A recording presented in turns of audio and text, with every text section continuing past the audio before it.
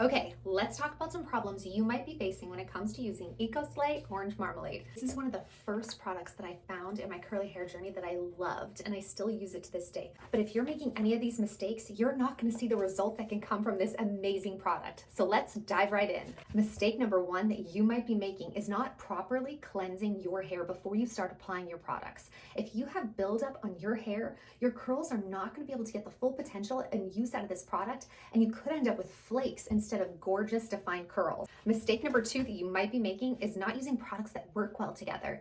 If you have products that don't mesh, you're gonna end up with flakes and you're gonna be so frustrated. You might not even get the hold that you really want.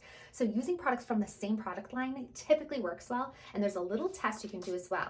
I'm gonna take a little bit of the rice pudding and then a little bit of the Ecoslay Orange Marmalade to show you what you can do to test this out. You're gonna put a little of the two products in your hand and then rub them together. See how they stay nice and smooth and not too chunky? When you apply them to your hair, they're gonna work well and your curls are gonna be amazing with no flakes. Mistake number three that I see curly girls making all the time is using too much product. And listen, I know the more product, the better, but sometimes too much can end up giving you problems and flaking. So what you wanna do is actually use this little test for how to start with how much product to use. You're gonna take your hand and you're gonna kind of loop it around your hair like that and just squeeze gently so you're holding it kind of like a ponytail.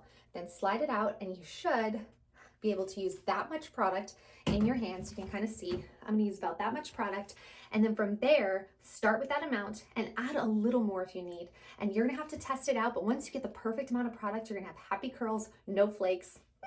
Mistake number four is not distributing the product well in your hair. Start with nice wet hair so you don't get stringy curls. And then from there, you're gonna take your product.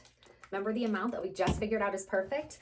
Make sure you get it really nice on your hands and then start from the roots and you're gonna pull from the root all the way down, applying the product. And you can also use praying hands to kind of smooth the product in, just like this.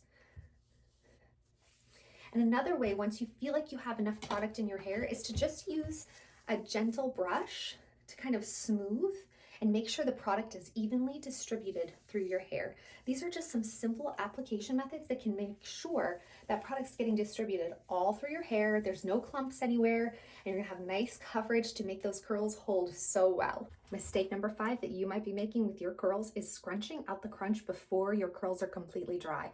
If I do that, I am gonna end up with frizz, I'm gonna end up with stringy curls, but if I let my curls finish drying completely, whether air drying or using my diffuser, these curls, I'm gonna be able to scrunch out the crunch and they'll be gorgeous.